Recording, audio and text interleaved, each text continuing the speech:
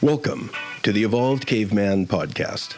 I am Dr. John, the guide for your heroic journey towards greater health, success, and most importantly, happiness. And now, on with the show. Hey, all you avid listeners out there, this is Dr. John, and if you enjoy what you're hearing on these joint podcasts with me and my fiancée, Jory Rose, please know that we are offering a week-long retreat in Costa Rica in April of 2023 at one of the top resorts in the country where the body workers are next level, and you will learn from myself and Jory how to be in better relationship to yourself, to your loved one, and to everyone else. This is going to be a once-in-a-lifetime experience. Please feel free to check out the podcast notes for more links, details, and info. Thanks so much, and now on with the show. Hey, everybody. Thanks for coming aboard today. I greatly appreciate it. This is the latest episode of the Evolved Caveman, and I am really excited to have with me Rob Mack today. And this is an interesting position for me to be in because I don't normally operate in this manner. Normally, I talk to new interview people, for 20 minutes just to kind of map out a path and figure out if they're a good fit for the program. Rob, however, has been so enthusiastically endorsed by Jory, my fiance, that we're going to give this a shot. And I really am excited. I think this is going to go really well. So Rob, welcome to the show. Thank you so much for being here. I really appreciate it. It's my pleasure and privilege. I've heard the most wonderful things about you, and I've also listened to your podcast. So I'm really familiar with what you're putting out. I appreciate you having me. No, thank you. So give us a little bit of your background, as I'm unprepared and don't have your bio here. Totally. So I'm a positive psychology expert, published author, executive coach, and a celebrity happiness coach, which is just a long way of saying I was unhappy for a very long time. And in some ways, I'm like the least likely person in the world to be a happiness coach just because I struggled for so long. But also probably, I think, for that reason, also, best prepared to be a happiness coach just because I know how hard it can be to find your peace and your happiness and your joy again. I love talking to people about happiness and writing about happiness. That's my thing. Yeah. And thank you so much for sharing that. I'm a big fan of the MAP program. That's Masters of Applied Positive Psychology at UPenn. It was the first positive psychology program, I believe, in the country, if not the world. And then Claremont Graduate School came out with a PhD, I think, in positive psych a few years after that. But Marty Seligman's there, who's the reputed father of positive psychology. And even Marty described himself as a curmudgeon, as an old curmudgeon. Yes. And good memory. And I get it, right? Like I was kind of pessimistic, depressive, until I got more positive psychology into me. And it really changes the way you see yourself in the world. Without question. I mean, I was like you, John, the most stressed, anxious, self-loathing, self-hating, unhappy kid you could possibly imagine. I tried to hide it well. Don't think I did a great job of that. Always thought I'd grow out of it. You think I'll do well in sports and I'll do well in school and hopefully, I'll accomplish my dream of being a professional basketball player. That was my thing. And maybe I'll have some friends. Pardon me. So you tried to achieve your depression away or your anxiety I sure did. away, That's or exactly your self-loathing away? That was my strategy. It worked kinda for a minute. Yeah. Sometimes, you get these little blips, but then pretty quickly I've discovered two things. One is it was endless and bottomless. And the second piece is, the happiness that I would achieve through achievement didn't last for very long. And almost the higher you go, the higher you're afraid of falling.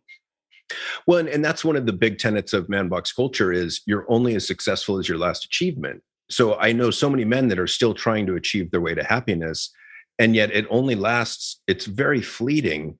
And then if you make a mistake, it tears you down. Absolutely.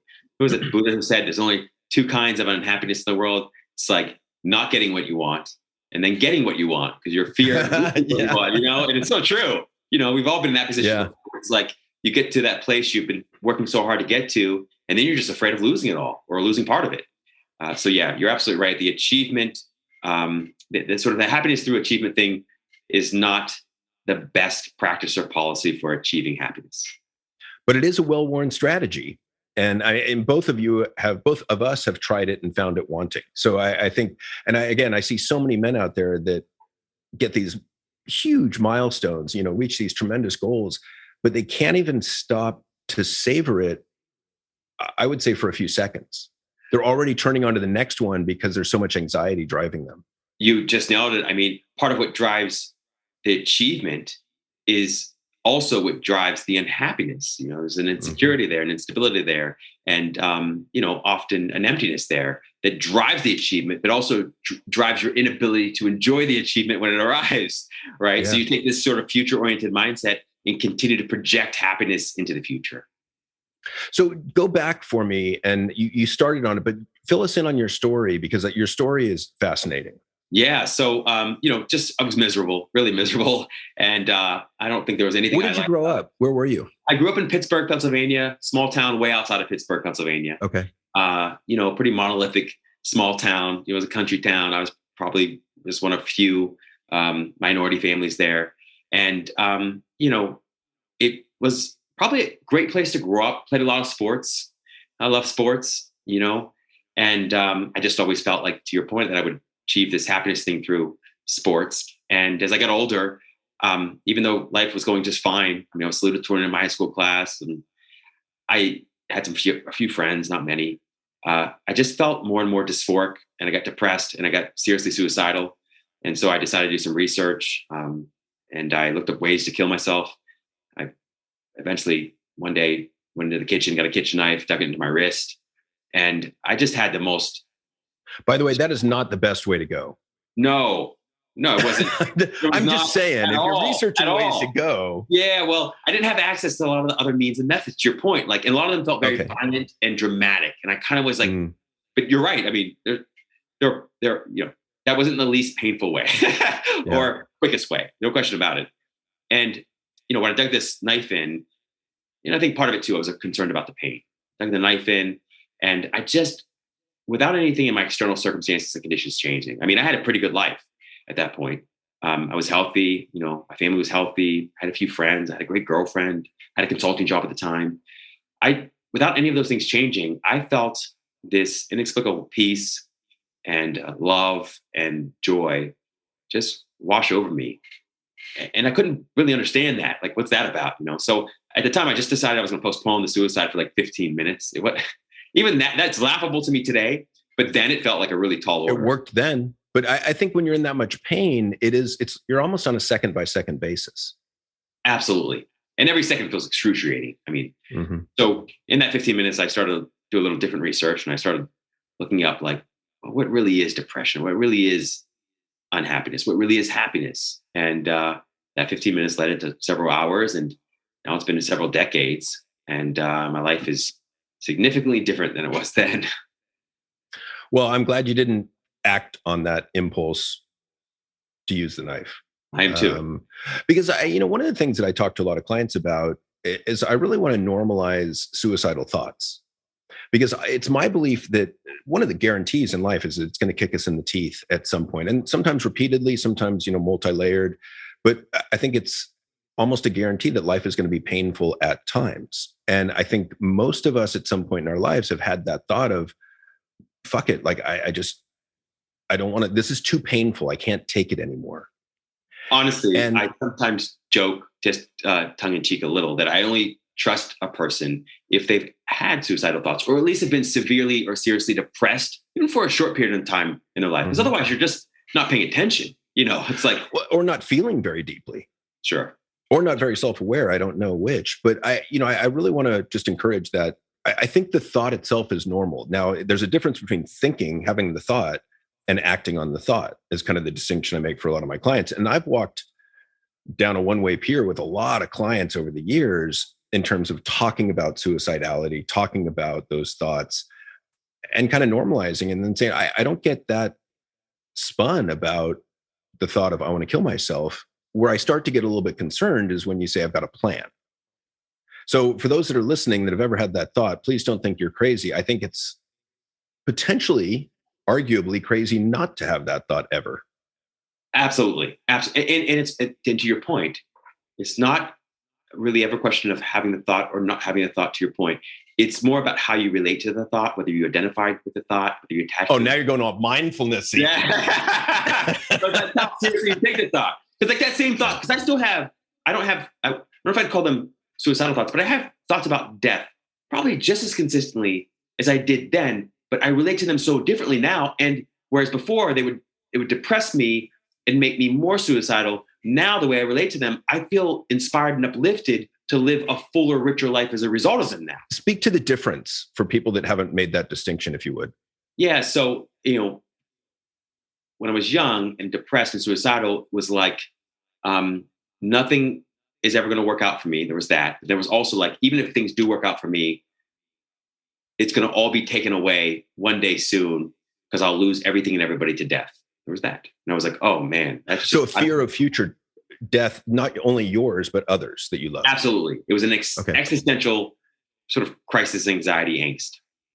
After, sort of like healing and sort of working through all that, now I have thoughts like, oh, that's right. Everything and everybody that you work so hard to love and get to love you, and that you would try to achieve and accomplish, acquire, all those things, it's all going to be taken away by death. That's a reason to celebrate, not worry. Like, that means that no matter what happens, I'm good. At some point in time, I'll, leave this body, leave this particular world, move on to the next stage or adventure. And it gives me more reason to enjoy the present moment, no matter where I am, what I'm doing, who I'm with. So I relate to it so differently now. It's like, before it was like, oh no, we're all going to die. Now it's like, oh no, we're all going to die. Yes. The body is somewhat of a prison. The world is somewhat of a prison. And I love that. Not today, but if it happened today, I'm willing and ready to go. But my life is so much richer and more meaningful because I have those thoughts now. Yeah, thank you. And a good explanation, because I think that one of the life goals or tasks that we are faced with is, how do we relax into the idea of our own death or the deaths of those we love? Because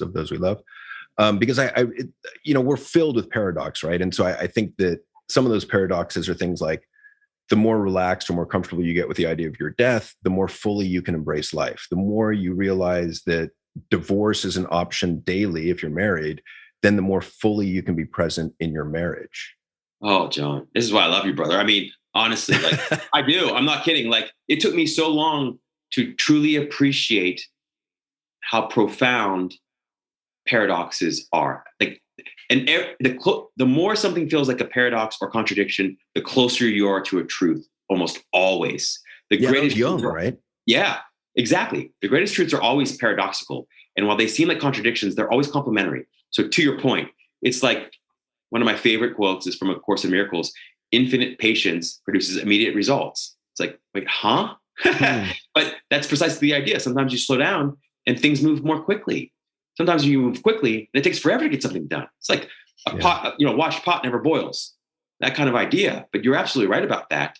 It's interesting how by resting and relaxing, you can accomplish and achieve so much more and so much more, much more quickly. Yeah. So huge. Well, and I love that idea of kind of emotional maturity being the realization that we are large enough to contain multitudes within us. We contain contradictions, we contain paradoxes, we contain multiple contradictory emotions about the same people or situations. For instance, how do I feel about my mom? Well, I love her and I admire her and I have respect for her and I fear her and I, feel sorry for her. I pity her at times. Like, she frustrates me. Like, all that's wrapped up in there, and all that is true simultaneously.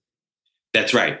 And that's why you'll never, I've never, maybe it's possible, I don't want to eliminate the possibility for anybody else, but I've never found lasting, meaningful, and abiding peace, love, or happiness in my emotions, in my emotional experience of life. Like, there are going to be ups and downs, and that world of duality is not a forever or even a very lasting source of peace, love, and happiness. It's only when I've become aware that these waves on the surface of the ocean are just one level of who I am, that there's a deeper, all-pervading, all-present level or layer of who I am that includes all of the emotions, thoughts, feelings, sensations, perceptions, but isn't bound by them or limited by them. There's something that is aware of all of them that is not them, right? So you can be aware of a feeling or a thought and also recognize that you're not it. If you can be aware of it, if you can observe it, you're not it.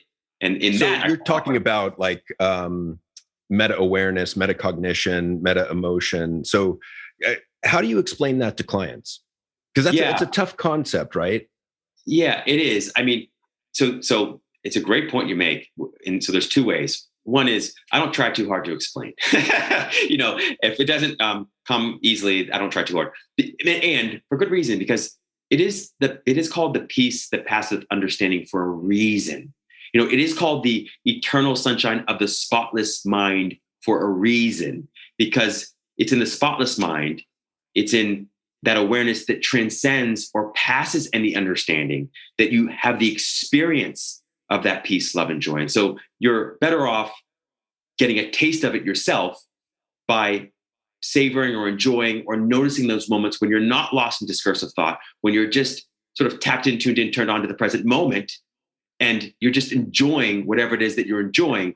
Now see, Rob, now it sounds like you're talking about the last time I took mushrooms. Yeah, very much so. For sure. That's why a lot of us. But there's a lot of similarities there, yes. Truly. But it strikes me that that's the difference between, I don't know what the pre and post, like what that point was for you, but when you were kind of believing your suicidal thoughts or those depressive thoughts and you're immersed in them, you're fused with them. And then later on, you develop this skill of metacognition, meta awareness, so that you can pull back from your thought stream and go, oh, yeah, there's that thought again of I want to kill myself. It's too painful to take. Yeah, I've seen that before. I'm just going to let it go. Boom. I mean, and honestly, I didn't know at the time. It took me like 20 years to come to this understanding. But when I experienced that peace, love, and joy at the moment when I was going to take my life, what I really experienced. That's paradoxical too. Yes, exactly. That I was more alive at the moment when I was going to face my own death. Right. Yep. Like, yes. And so, but it took me a while to appreciate that what I was calling a divine intervention, which I still stick to, it was this divine no mind. It was my mind going quiet for a moment or a micro moment that let me feel all of this peace, love, and joy that was always ultimately there. Right. Well, and a really good point, because I think that one of the things that everyone I've talked to that's contemplated suicide, one of the things that they're trying to do is cessation of consciousness.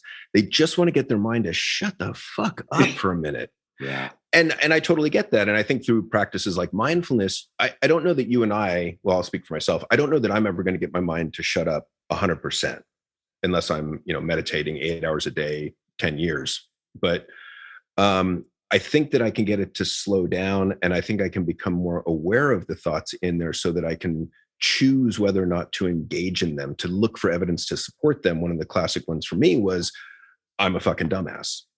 Even after I had a PhD from Cal and had written a book. Which isn't that ironic? It makes no sense. I mean, it's like standing at the side of the Grand Canyon and that little gremlin voice in your head goes, jump. Again, makes no sense, but it's there.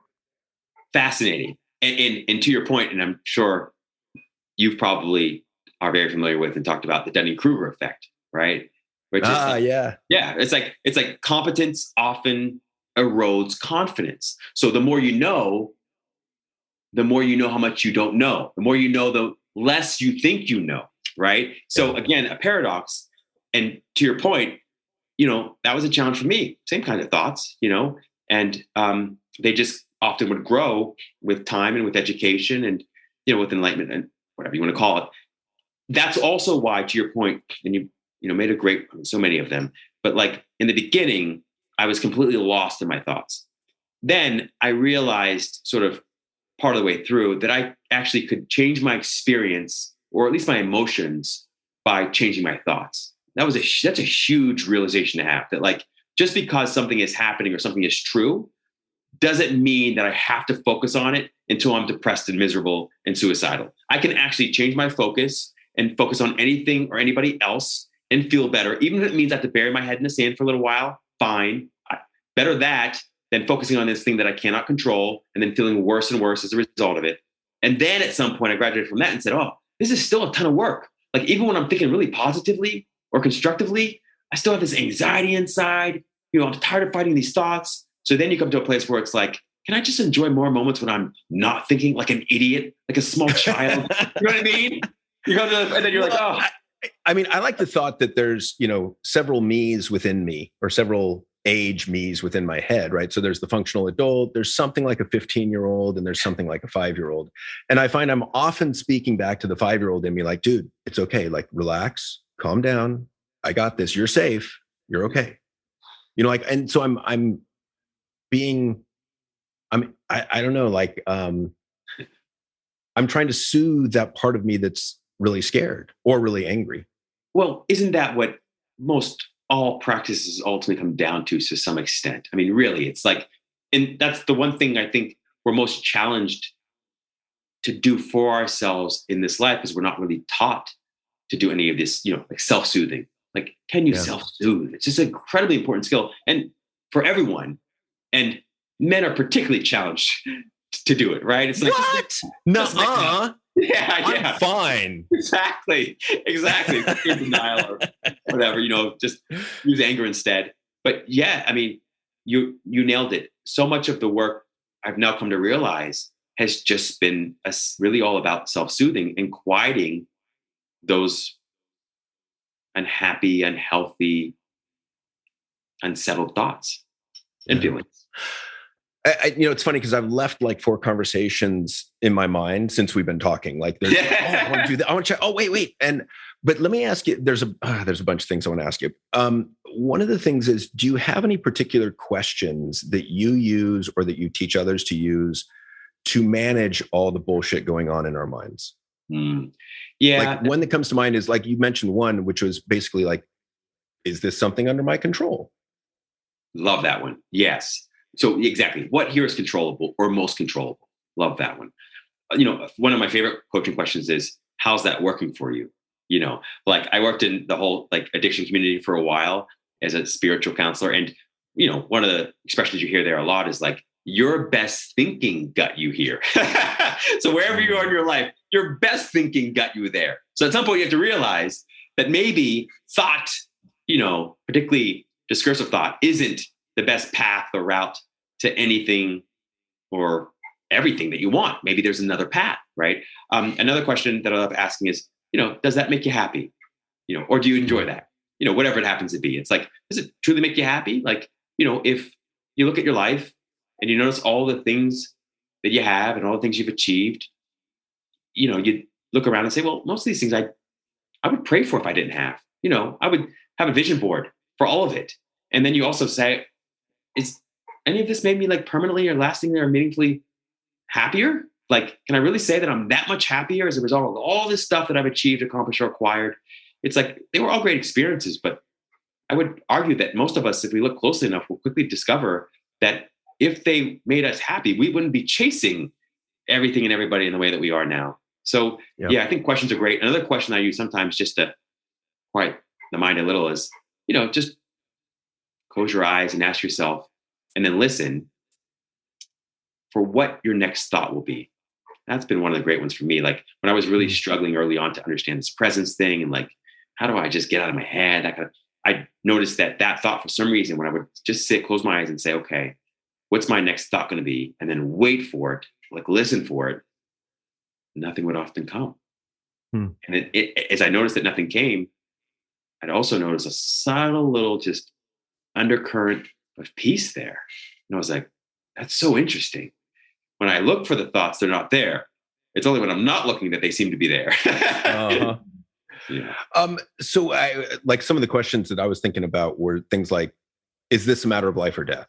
Oh. Because I think a lot of times our emotions want to blow things out of proportion and, Chicken Little, like the sky is falling. And so one of the ways I would check that is just, well, is this a matter of life or death? Because usually the answer is no, it's not. Okay, well, let me work on bringing it back down. Another one I like is like something like, will this matter in 5 years or 10 years? Or if it's a big deal, like, will this matter in the history of the universe? I love that, John. Those I am all in on. And one of the other ones that you're reminding me of now is, to that point, is like, I've always, since I was little, I was a catastrophic thinker, lots of catastrophic thoughts, to your point, like everything felt like life and death. And I discovered that if I would take the worst case scenario and play it all the way out and could make peace with it, boy, I was able to resolve so much of my fear and anxiety along the way. So I've always had these fears, like, what if I'm homeless? Like, what if happened if I'm homeless? Am I just what would I do? It's like, well, I'll play that out. I'm on the streets. Maybe I don't have food for some days. I've been hungry before. It's not pleasant, but I certainly do love reading. I'd probably read a ton of books, like whatever I get my hands on. You know what I mean? And I'm like, I wouldn't have to worry about the job and the bills anymore. And you suddenly discover that your worst case scenario, if you play it all the way out, the worst thing that ultimately could ever happen is death. And yet it's not death itself that scares most of us. It's our thoughts and beliefs about death. We don't really know anything about death, really, based on experience that I can remember anyway. Well, and I like that question of will this matter in the span of the history of the universe? Because I think one of the reasons we get so uptight about our own death is we think we're so important, which at one level is great. Like, I want people to have self-worth and self-confidence, and I want them to know how important they are. And yet, again, I guess it's a paradox. In the big picture of the universe, none of us really amount to a hill of beans. That's all right. Just ants playing on an anthill, and so I think to have sight of both those can be helpful. It's one of the reasons I let go of this legacy thing. I love people who are committed to and passionate about, leaving a legacy. I get that entirely, and I'm all in support of that. And also, I'm, crystal clear that even if I were remembered for a couple of years, it won't be very long before I'm completely forgotten. Or those people who remember me, they're forgotten. And so I'm forgotten too. So yes, you're absolutely right about that. It's interesting because, again, a paradox. It's like, yes, your life matters, and not nearly as much as you think it does, and not in the ways that you think it does. So it's hard to kind of like hold space for all of that. But that's really what life's about. It's holding space for all of it. So let me ask you the big question that every listener is on the edge of their seat waiting for. What is happiness? It's who and what you are. It's not what you do. It's not what you achieve, accomplish, or acquire. It's not a state of emotion. It's not even a state of mind, although that's helpful. It's a state of no mind. So when your mind is cool, quiet, calm, composed, you feel your true nature, your true essence, which is peaceful aliveness, which is this alive peace. Okay, you're feeling it, you're experiencing it all the time, but you're not aware of it when you're lost in the mind or the brain. And this is why so many practices, somatic experience, somatic therapy, mindfulness-based practices, often bring you back to your body so that you focus on the experience in the body, not the explanations in the brain, right? So my experience of happiness is something that exists not only within us at all times, but actually as us at all times and in all places, that we become increasingly aware of when we get the mind out of the way. And so unhappiness for me is not the opposite of happiness. Unhappiness is the obscuring of that infinite, eternal, thoughtless, wordless, faceless, formless essence that I call happiness, that always exists not only within you, but as you. So how does that relate to like an awareness of the interconnectedness of all things? I guess it is. It's one of the same. Is that a piece of it? Yes. So another way of saying it, to your point, is it's the naked awareness of your own existence. Just that. So before you know or can be aware of anything or anybody else, before you're even aware of a thought or an emotion, a sensation or a perception, you're aware that you're aware, period. You're just aware that you're aware. Another way of saying that is you're aware that you don't have a life, but you are life. Okay. That you are life, that you are consciousness or awareness. Those are big words. It just means that you're aware. That awareness, plain and simple, before it's dressed up with thoughts and emotions and perceptions and activities and all this stuff, is already the happiness and the peace and the love that we all seek through other people, places, and activities. It's already that. And what happens is when we achieve something, we think we've fulfilled a desire or a dream and therefore feel happy, but that's actually a total misinterpretation. What happens is that for a moment, in your fulfilling of that wish or dream or desire, you've actually forgotten that wish or dream or desire. And for a moment in time, you're not lost in this over-analytical mind that not only is extraordinarily good at solving problems, but is really fantastic at creating them, right? Mm-hmm. So you're just stepped outside of that for a moment. Now, of course, you're always outside of that, but you finally have the recognition or the awareness around it. So, I mean, I'm fascinated with your definition. I guess I would ask, so emotions have no part in this? They do. They have a part in the same way that that the clouds in the sky have a part in a sunny day. So when we call it a sunny day, the sun is always shining as brightly and as brilliantly on every single day, forever and ever, right? And some days we call cloudy, and some days we call bright and sunny. When your focus and attention is on thoughts, on the clouds, we call it a cloudy day. We feel clouded. Our happiness is clouded. When our focus and attention is on the sunny skies, and we're not focused or lost in discursive thought or in overanalytical thinking, we call it a sunny day.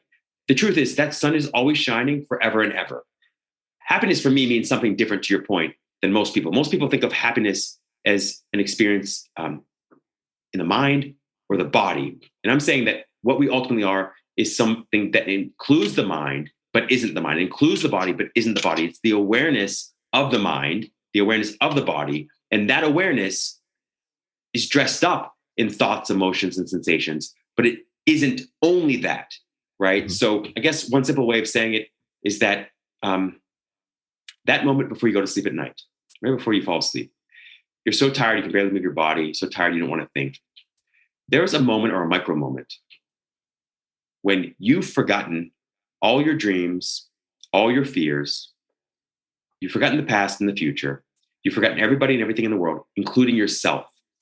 That moment or micro moment is pure bliss. We all love that experience when our mind is perfectly quiet and silent. That pure feeling of bliss that requires nothing and nobody is always there. And we call it unhappiness when we don't experience it or feel it emotionally. And we call it happiness when we do. But that's a bit of a misunderstanding. Well, it makes me think from your explanation that it like my mind goes to Zen Buddhism, right? Which I think is largely concerned with how do you get that mind to stop the constant monkey chatter? And, they would ask questions that were, I guess, paradoxical, but like, what is the sound of one hand clapping? And so I think those questions are meant to kink your rational mind to stop the hose of thoughts from coming so that you can get beyond it. Beautifully said. I mean, with that voice, you could say anything, but that was profound and eloquent as always. I mean, that's precisely it. And the beautiful thing is this too, and I want to make sure that I'm clear because I've often misunderstood this before, which is like, in the very beginning, I was really persistent about trying to stop the mind like forever. Of course, that's not only is that not really possible unless you do some major damage, it's also not necessary and or fruitful. We want the mind. The mind is an incredibly effective and powerful tool. We just want to use it in the service of mental health and peace and love and joy, and not in the service of anxiety and mental illness, right? That's the idea. So instead of needing or wanting, to your point, to stop the mind, it's great to enjoy moments like that. Like if you and I wanted right now, we could just sit here and not think about anything. I've done that. I do that plenty of times during the day for the joy of it alone. There's an often easier path that doesn't invite or incite as much resistance, which is just noticing the peaceful aliveness in your body. Just even now, there's an energy in there, right? I call it life. It is life. You can call it God. You can call it spirit.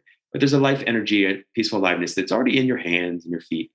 Just feeling into that and practicing the presence of that, communing with that for joy's sake alone. As soon as you do that, your mind already is quieter. And if you keep that up and you practice that for its own sake as often as you can throughout the day, no matter what else you're doing, it becomes automatic. And then you're practicing the presence of God, as they'd say in Christian mysticism. They call it self-inquiry in non-duality teachings, but it's the same practice. Yeah. See, and I thought where you were going to go with that answer, the whole answer to happiness was PERMA. I know. Listen, I love positive psychology. I do. And positive but you went way off the rails on that one. Like I didn't expect that at all. Yeah. And so for those that don't know, let's go over PERMA just briefly. And I forget what the P is for. I'm thinking positive emotions, but it is. It is. In the beginning, we called it pleasure, but it's positive emotion. That's right. Right. So positive emotion. E is engagement. Right. Oh, engagement. So that's getting in the zone. That's right. And that's R, relationships. That's right. R is relationships. M is meaning, and A is achievement. Okay. Or action or action. Sure. Yeah. Exactly. And the idea, because I do think that part of happiness is there's an emotional component to it, those positive emotions. I just think we have a misunderstanding that I think a lot of us want happiness to be that we feel positive emotions 100% of the time. And I think a big part of this, and there was a book by Todd Kashdan, The Upside of Our Dark Side, and that talked about that, no, we need the negative emotions. I mean, even negative, positive is a misnomer, but we need all the emotions because they're all messengers and it's a basic approach avoidance system. And so if the more we can turn towards them, get the message and accept them for what they are rather than struggle against them and think, oh shit, I shouldn't feel this way, or I'm a man, I'm not supposed to feel depressed, or whatever it is. I think that's part of it. I mean, I think it was Philippe Golden at Stanford that said that emotional management is in itself happiness. That's right. Beautiful. I love that. And that's perfectly valid. And I would say that my experience includes that and continues on from there. So yes. So I would have described and defined happiness in precisely that way when I wrote my first book, Happiness from the Inside Out. I would have said and I probably did say, happiness is telling truthful, better feeling stories about everything and everybody as often as humanly possible. That's true. So that you can feel positive emotion. No question about it, right? And I discovered that even in my most positive emotions, I'd still feel an undercurrent of anxiety or concern or worry. And sometimes that concern and worry and anxiety was just, can I maintain this positive emotion, right? And then there's sometimes a denial of the negative emotion.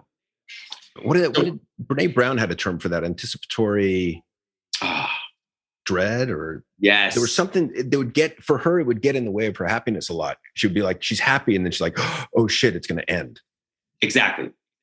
That's why I'm convinced that unhappiness, again, it's not a state of emotion, because it's fine that that's a step on the path to kind of true happiness that I'm talking about, but you don't want to stop that. You don't want to build your house on that bridge, so to speak.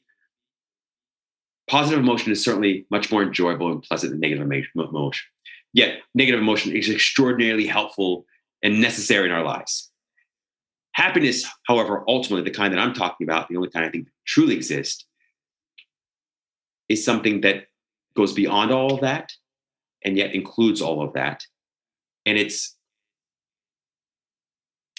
something that is always there, underneath the surface, above, below, beyond, between every thought, every emotion, every perception, every activity, right? And that's why you can sometimes feel happiness in the worst of circumstances or unhappiness in the best of circumstances. Or you can feel those same happiness or unhappiness despite the worst of thoughts or the best of thoughts.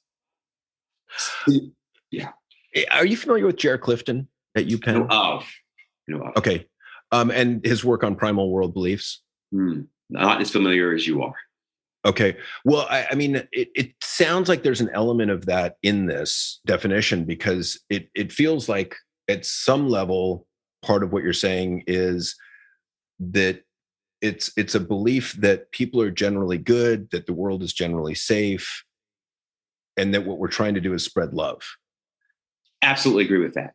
Absolutely. And I would say, yes, I love all of that.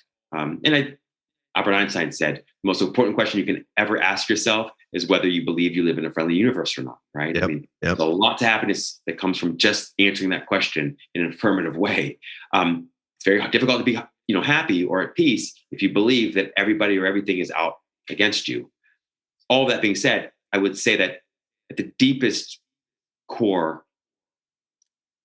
of my belief system, my experience of life, is that every case of unhappiness is a case of mistaken identity.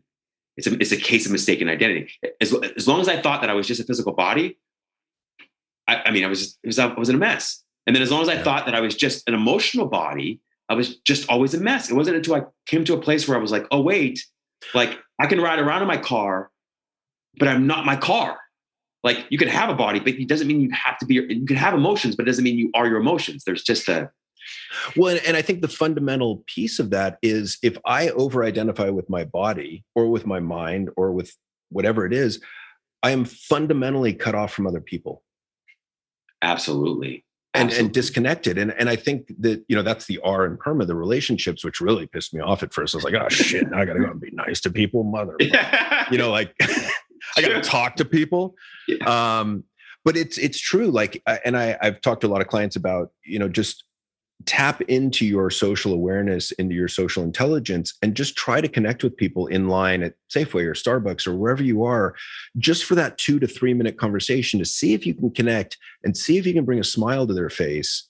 Because if that happens, they get a little shot of positive emotion and you do too. And you both walk away winners. Oh, John, I couldn't agree with you more. Like, Chris Peterson, MAP program.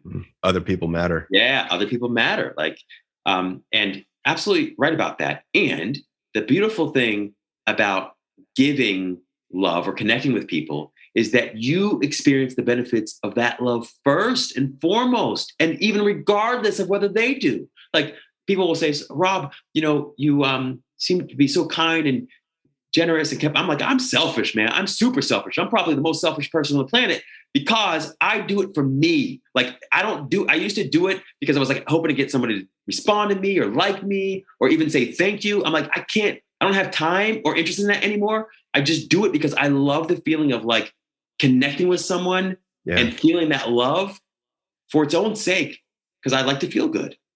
Yeah. Well, and man, there's so many things that come to mind. But yeah, one of the things that comes to mind is this idea. So meaning, right? So let's move down the list a little bit, because this one fascinates the hell out of me, because you can have a meaningful life and not have any positive emotion or very little positive emotion. For instance, they did a study a while back looking at life satisfaction of parents. And, when you start off in your 20s, super high life satisfaction. And then as you go down in the 30s, it drops, 40s, it's tanks, and the 50s, it kind of starts to come back up again. And it doesn't really get back up until like the 60s. And the idea there initially was kids destroy your life satisfaction and potentially your happiness, which at one level, totally true. On another level, they forgot about how meaningful it is to most of us to be a parent. That's right. It's fascinating. And I love that you shared that study. I love sharing that study when I talk to parents or aspiring parents and just say, hey, that first kid, you experience a dip in your happiness. That second kid, you experience a statistically significant dip in your happiness that doesn't return to its baseline level until those kids leave the house. So today it could be 18, might be 45 years of age, who knows? But to your point, most parents would say, I wouldn't trade my kids for the world. There's so much meaning in that, but also lots of stress in that, lots of responsibilities in that, very expensive. So it's not always a positive emotional experience. It's often a negative one, they might even say, or a stressful one, an anxiety-provoking one, but it's deeply and truly meaningful. So well, and I also like that idea of we only stress about those things that we care about. And I think that's a good reframe when I'm getting too stressed. I'm like, oh, well, yeah, it tells me that I care about it. There's another study I wanted to share with you because you mentioned anxiety a few times in the background of that undercurrent. I think one of the most profound studies that I've ever come across, and I couldn't tell you who did it, but what they did is and I love this phrasing, they had a group of normals, people without anxiety. I don't know who the hell they were. And then a group of us with anxiety, with high anxiety. And then they took pre-measurements. So they looked at skin conductance, blood pressure, cortisol and saliva, heart rate, things like that. And then they had everyone one by one go up to a podium where they were handed a piece of paper and they were told to do a 5-minute impromptu speech. And the audience consisted of 2 members, both of who were trained to be terrible audience members. So one guy would just sit there stone-faced and give no response. The other person would only give negative feedback, like shake their head, furrow their brow, put their hand on their brow, scribble on the paper. And this stresses everybody out. It's a guaranteed stressor. And then they took post measurements.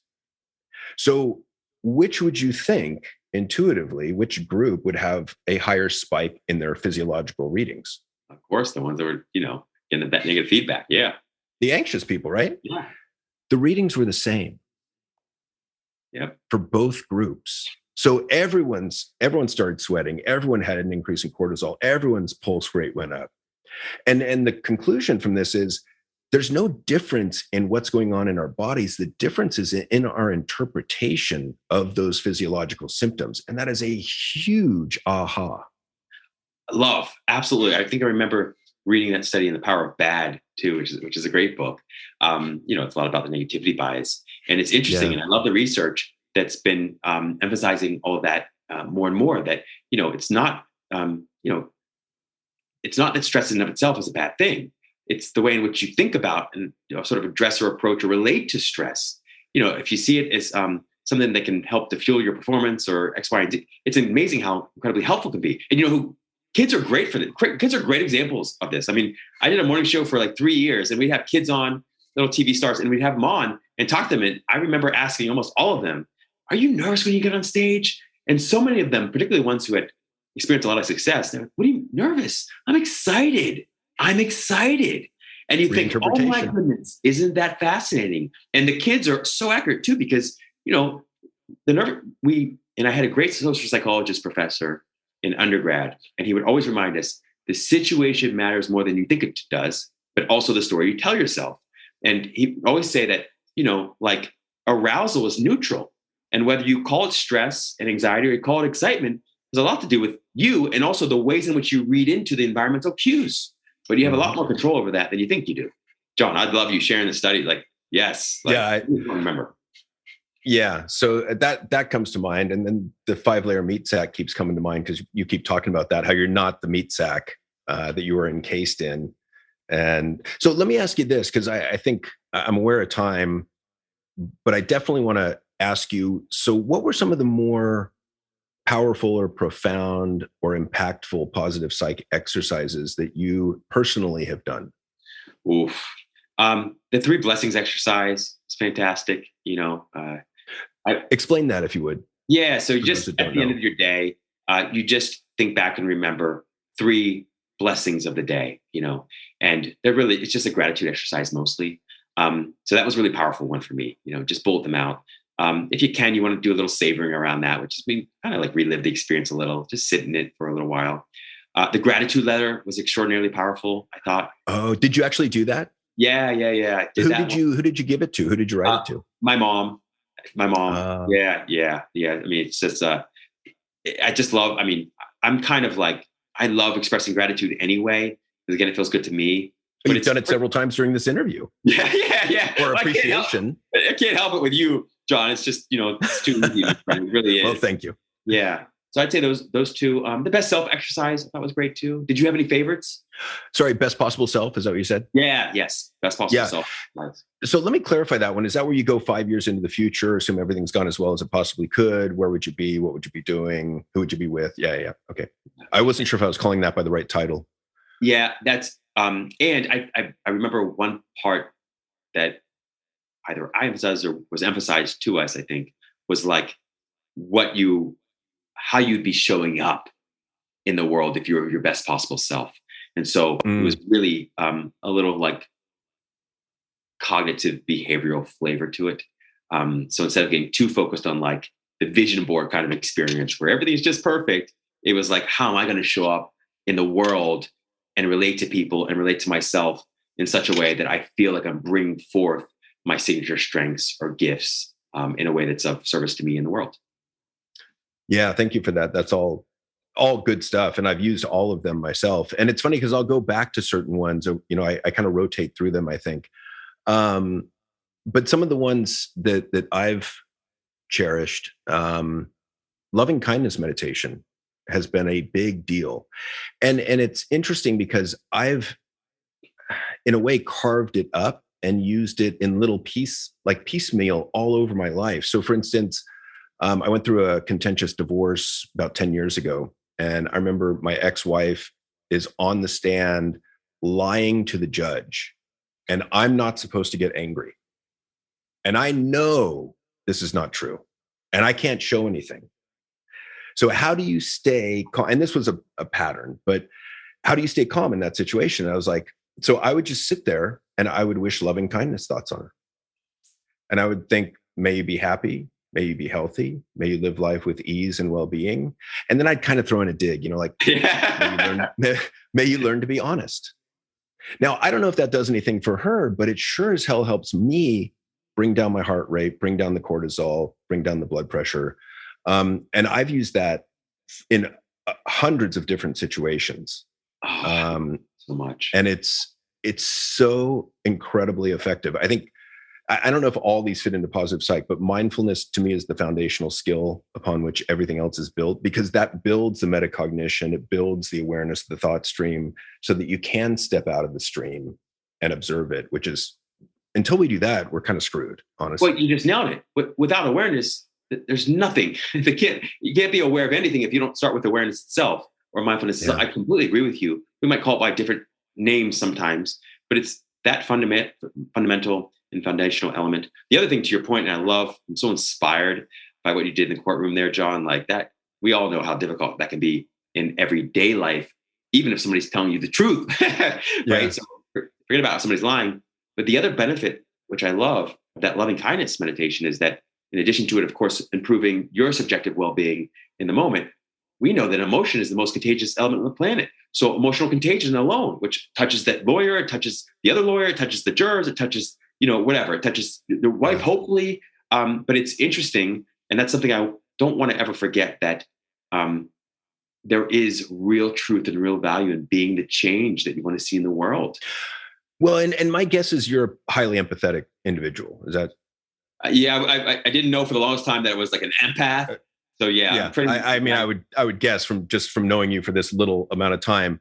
But I think that it's important to have tools to protect yourself from your own empathy. Like, empathy is a great thing, and we'd be screwed without it. And yet I meet so many men that are at a 9 or a 10 on a 10-point scale of empathy. And it's like, oh yeah, let me teach you how to turn that down a little bit to maybe a 7. Because otherwise you're just walking through the world picking up all those negative emotions due to emotional contagion. I just love you saying that. And gosh, I mean, I've got these, I get these soul shivers when I connect. You know what I mean? I had them all this whole time with you. And it's just, my whole body's got these soul shivers. And I agree with you entirely. That was me. I was just like this really sensitive instrument that pick up on everything. And how I, ended up being a coach, where all you do is talk to people all day long who are probably at their worst state or the lowest mood, and so I had to your point, and I'm still continuing to work on that. That's probably a lifelong process, but it's extraordinarily important. Like, this is why so many of us experience quote unquote compassion fatigue, and we burn out. And, I realized that it's a real challenge. It's also a powerful instrument, but you have to be in control of it. It's like a Ferrari, but you got to know how to drive it, because otherwise you're going to create real problems in your life and other people's lives. So yeah, that's just critical. Like, you have to know how to dial it back and or complement it with self-compassion, with self-care, self-soothing. You got to really direct a lot of that attention and affection and focus back on yourself. Yeah. And I was going to say, Kristen Neff's work on self-compassion has been huge. And she was a classmate of mine at Cal. So that's pretty neat. Wow. But I think forgiveness, a la Fred Luskin, has been a big deal in terms of letting go of old, stale anger. And I think deep breathing is a big one too. And granted, that's a part of mindfulness or, most meditation forms, but just as the easiest, quickest way to activate the vagus nerve, and by extension, the parasympathetic nervous system, which is the relaxation response, it's huge. So just exhaling out longer than you inhale. Loving that so much. I wish I would have met you earlier in my life. It's perfect. The timing's always perfect. But boy, this is why conversations like this are so critical, because what you just expressed, what you just shared, just diaphragmatic breathing alone, just that totally shifted my experience of life, because I was like, okay, I don't know a whole lot. And obviously I'm not doing a whole lot well, because I'm still miserable and unhappy or whatever. And I came to a place where I was like, okay, the one thing I can do is I can breathe from the stomach, and I can exhale longer than I inhale as often as I can remember throughout the day. And I'll put up reminders everywhere. If I just do this one thing, and I realized just doing that one thing led me to all the other things. Yeah. Right? Your mind. Now, I have a question for you, just a pragmatic question and kind of a silly question. Does it make you feel moronic to put up Post-it notes to breathe? No. It doesn't. Here's why. I never thought of myself as very bright, John. So I always felt I was I was salutatorian in my high school class. I was always like, the only reason I am is because I'm scared to death of my dad. He was a disciplinarian. He stayed on top of me. I love him for that. So I've always, my whole life, I was convinced I'm probably the stupidest kid around. And I just am going to work really hard to make sure I don't get in trouble. And that's why I'm able to achieve X, Y, or Z, or these grades or whatever. So putting up notes like that for me was like, no, this is about the level I need. Just one word, breathe. I can deal with that. But I will say that when I wrote a book about any of that stuff, I was concerned. I was like, people are going to think I'm a total idiot, But but it's funny because I've asked other people in the profession, well, what do you think about like Post-its for whatever you need, right? Because I think we need a lot of these reminders a lot of the time, especially when we're in any sort of negative emotional state, because that's when we're most likely to need it and we're most likely to forget. And I was talking to a friend of mine, a psychologist who was in Chicago. Now he's in Austin. And he was saying, oh, no. Like my girlfriend makes fun of me because I've got thousands of Post-it notes up around my apartment. Well, if you think about it, the rest of the world and most everybody else in it is not focused on most of this stuff. And so, to quite the contrary, most of the world and most of the marketing and advertising is actually doing the exact opposite job on you all day, every day. So you have to counter that in some positive, constructive way. Right. For me, it's Post-it notes. It also, at some point in time, was just listening. Like I was a big Abraham Hicks fan. Still love Abraham Hicks. Yeah, I got some of that. Right, and I used to be a member of their CD program. So that's telling you how old I am. So and I would listen, you know what I mean? I would listen to these CDs on repeat, nonstop, day and night. I would let it play in my sleep because I was like, I need help. Like left to my own devices, I'm going off the deep end. I'm suicidal. I have problems. So to your point, it was, I don't want to call it necessarily reprogramming it, but it was certainly deprogramming, a lot of the messages that we've picked up from well-intentioned people in society. Well, and you mentioned one of the big reasons why that negativity bias. Don't cut out society and Madison Avenue and all the negative people around us, but our own mind has a bias towards over focusing on negative thoughts, negative emotions, negative self-definitions, like I'm an asshole. So we have to learn how to counter that. And then we've got external influences as well. You just nailed it. And then that negativity bias is compounded by dozens of other biases like confirmation bias, which means that, your attention and perception is very selective. So you bought a, yellow punch buggy and now you see them everywhere. Well, you find what you look for. Yeah. Find what you look for. So you're right. And I love that point. It's an important one to remember so that we don't get into this blame game with ourselves, because the brain, again, is not really designed or wired exclusively or mostly to make you happy. It's designed mostly and exclusively to keep you alive. And then, of course, the chances of being happy, if you stay alive in this body, is a lot better. But it's good to remember that. And I love you pointing that out. Well, and I think that, one of the other tools that was helpful for me in turning me from a curmudgeon to less of a curmudgeon is the realistic optimism work by Seligman. And just learning how to, reinterpret or almost correctly interpret, a positive outcome and a negative outcome. And that took a little bit of retraining, reprogramming, but it was super beneficial. Major turning point in my life too. Like that's a total game changer.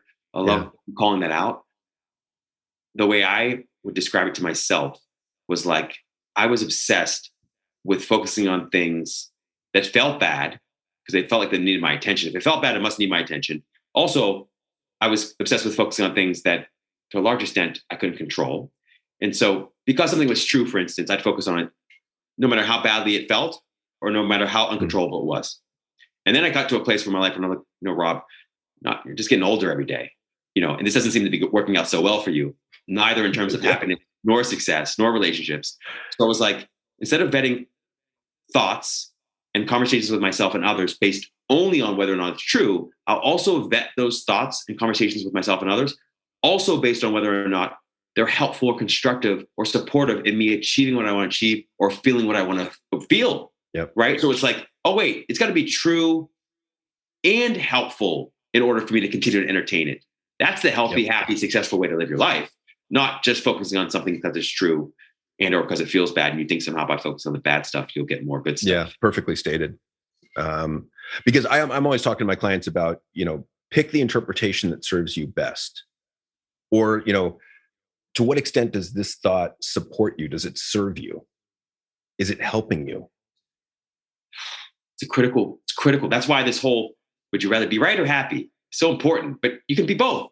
You just have to look at it from the right angle.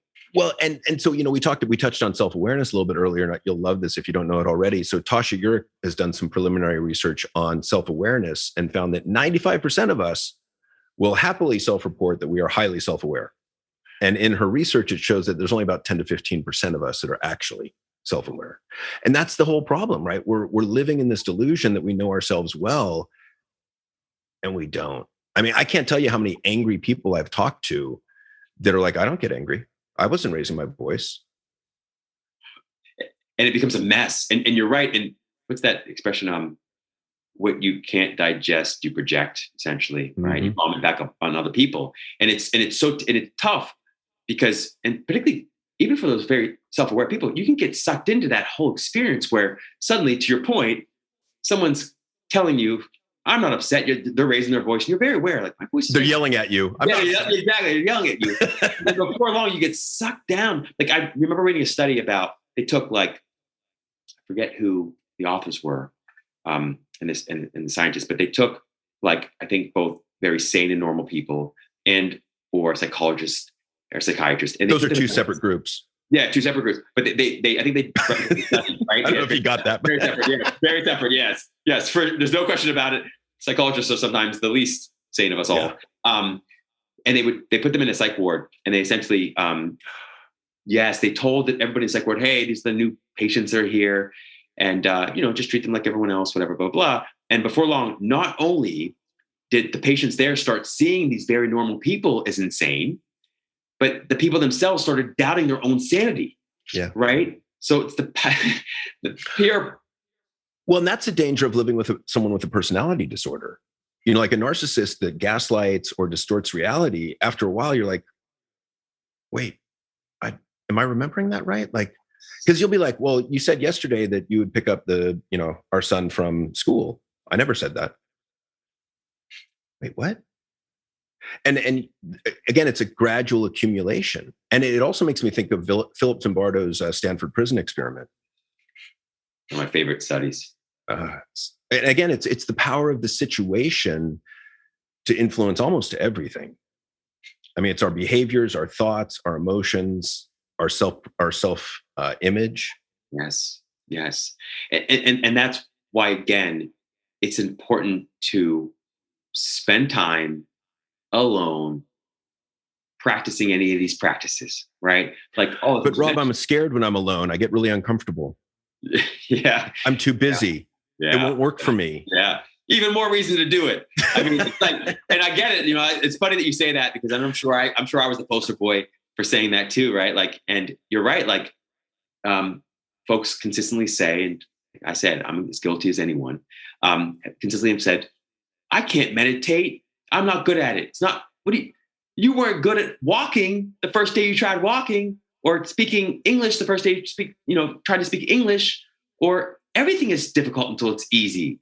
It's only by lifting weights that you get stronger. It's only by falling down and getting up that you gather the strength to stay up. Well, and I've never seen a 1-year-old go, they're practicing walking, they fall down 10 times, and then they go, fuck it. I'm just, it's too hard. I'm good. So true, John. Yeah. So true. Just push me around in the wheelchair. They got a little one for me. Yeah, exactly. And that's the beautiful mind. But that's the mind, right? It gets in there. Particularly, you're a child, you have no abstract thought really about all those things. Just like you get down, you get up. Well, and it makes me think, we were talking about self-awareness as a precursor to a lot of this. I think the other precursor is to believe that change is possible. With perseverance and effort. One of the things I make clients do now is listen to an audio. I did a talk years ago about kind of mindset, fixed and growth. And then I go into 4 or 5 other areas where it's shown that mindset is extremely powerful. And I say, just listen to this. And I need you to make the choice to believe that you can change. Because I've had too many clients that, let's say they're depressed, and I can't tell you how much time and energy I've spent trying to get them to do things, and they deflect everything. They're so well guarded. They're like, no, it won't work for me. No, I tried it. No. Yeah. And it's like, okay, well, shit, you're right. Absolutely. I mean, that's critical, John. Like, and I can appreciate you saying that so much. It's so easy and so common and tempting to argue for your limitations, and it makes total sense. I mean, sure, there's something I won't call happiness, but there's something familiar, about staying in your comfort zone and accepting the limitations that you've or other people have imposed upon you. But if there's one thing that my life and your life and science supports, it's that we not only can change, but we will change. And even when you often don't want to change, you still find yourself changing. Yeah. I mean, what's post-traumatic growth? Post-traumatic growth, to a large extent, is that it's like the people who are least resilient often experience the most post-traumatic growth.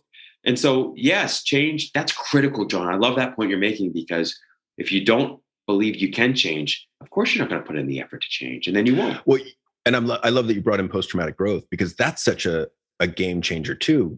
I mean, prior to that idea, I think it was Tedeschi that brought it in, but it's, oh, well, I went through something traumatic. Well, now I've got this great chance that I'm going to be flawed and damaged from it. Intrusive thoughts, hypervigilance, all that stuff.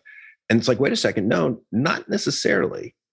And some of that came out of, it was like 650 Vietnam prisoners of war that were like in isolation in this prison camp for 6 to 8 years and came out psychologically unscathed, which is mind-blowing. Yeah, it is. It's mind-blowing. And what's also fascinating is that, to your point, like the post-traumatic growth often happens instead of PTSD, or happens coincidentally, like along with or after a PTSD experience. So it doesn't preclude. So, PTSD doesn't preclude the possibility of experiencing post-traumatic growth. So yes, John, absolutely. Sorry, I'm looking around on my wall. I used to have there it is, post-traumatic growth. Yeah.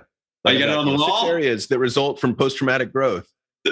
And here, let me just read this. This is awesome. Please. The essential paradox that emerges is, quote, "My struggle has produced something of value. I am more vulnerable and simultaneously stronger and more resilient." Love. And that's, it's true. Absolutely. And there's two things that help to facilitate that PTG, as you know. And one is being open, right? You got to be open. Still got to be open. And the other is being, a little bit sociable, or you just seek. Oh, you don't have to seek a ton, but you want to, right? So I remember those two factors. And there was something else I was going to mention. But the other point is, to your point, which post-traumatic growth is much more common than PTSD, right? It's much more common. It doesn't get as much airtime, obviously, for reasons that make sense, for some reasons that don't. But and I think one of the big questions to ask yourself when you go through something even mildly traumatic is, what am I supposed to learn from this? Because I think when you find the purpose or the meaning or the silver lining, that goes a long way to helping. One of my favorite memes, I'm not a huge meme person, but one of my favorite memes is, I never lose. I either win or I learn. And I love that. I think it was Tony Robbins, initially said, there is no failure. It's only feedback. It's just feedback, and it can be hard to remember when you're in the throes of failure or adversity or some challenge. And so much easier to remember, of course, when you come out of it. But the challenge and opportunity is to try to remember it earlier and earlier in that process, so that you just keep going. Well, Rob, I think we could sit on here and talk for days. Usually it's hours, this time it's days. And I really, really appreciate the conversation and the time. And let me ask you this in closing. Where can people get a hold of you if they would like to find out more? Yes. And by the way, brother, I appreciate this so much. You have no idea. I live for these conversations. I'm convinced that a large reason I was so unhappy and depressed and suicidal for so long was because I couldn't have or didn't have these conversations, or a person like you to connect with. So thank you for that, man, for doing that for all of us. Absolutely. And by the way, this is just the beginning of a friendship to me. So facts. So yeah, folks can find me at my website at coachrobmack.com. You can also find me on most all social media platforms, most consistently Instagram at Rob Mack Official, And you can find both my first book, Happiness from the Inside Out, and my latest release, Love from the Inside Out, everywhere great books are sold, including Amazon and Barnes & Noble. Awesome. Thank you so much. And just in closing, anything that I didn't ask you that I should have? Nah, I think we're good. I got your contact info, so now I know where to find you. Yeah, we covered a lot of ground. And again, an amazing conversation. So thank you so much. My pleasure. And that is it for this episode of The Evolved Caveman. Please remember to like, rate, review, and share if you liked it. If you didn't like it, you don't have to do a damn thing. Thanks so much. Until next time. Thank you for listening to the Evolved Caveman podcast. If you like what you've heard, support us by subscribing, leaving reviews, and sharing the podcast with friends and colleagues. For the latest, most powerful tools to connect with like-minded men, join the Facebook group at The Evolved Caveman. Follow Dr. John on Instagram at The Evolved Caveman, all one word, or join the email list by visiting guidetoself.com.